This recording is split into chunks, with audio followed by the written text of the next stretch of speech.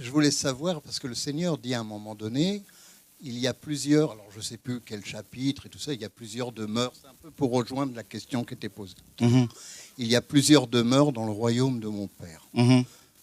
Ça veut dire quoi, ça, exactement? Voilà. Très bonne question. C'est simplement, en fait, le Seigneur nous parlait de la Nouvelle Jérusalem, dont il est question dans Apocalypse chapitre 22. Voilà. 21, pardon. Donc la Nouvelle Jérusalem. C'est cette demeure définitive où les chrétiens vivront avec lui pendant l'éternité. Voilà. Est-ce qu'il y a des degrés de... Est-ce que si on... Bien sûr. Enfin, je dis n'importe quoi. Hein. Est-ce que si on a été suffisamment... Si on s'est suffisamment sanctifié, on est dans les demeures le plus proche du Seigneur? Voilà, c'est...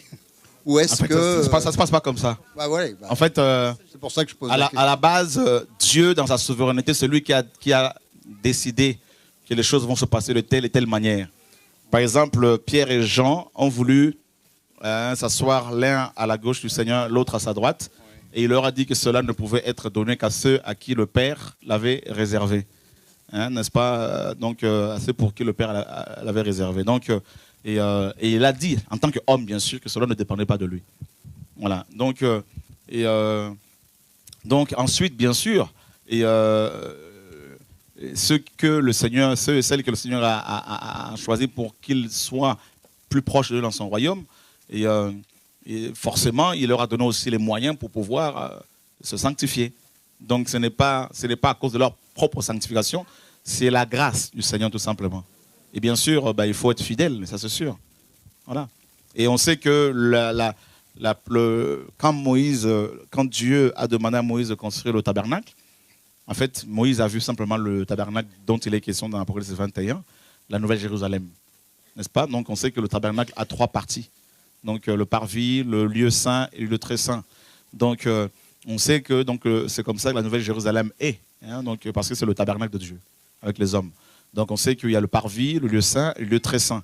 Donc il y en a qui seront au parvis. Le malfaiteur à qui le Seigneur a dit aujourd'hui tu seras avec moi au paradis alors qu'il n'avait jamais travaillé pour lui, celui-là, il ne va pas forcément être dans le Saint de Saints, on ne croit pas.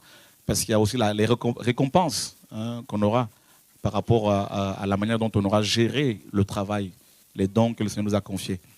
Donc voilà, parce que Dieu est juste. Même en enfer, même dans le lac de feu, il est dit que les morts seront jugés selon leurs œuvres.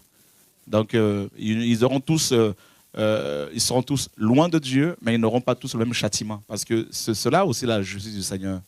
Il est tellement juste que même en enfer, les pécheurs n'auront pas les mêmes rétributions. Voilà. Sinon, il n'y a plus la justice du Seigneur. Voilà.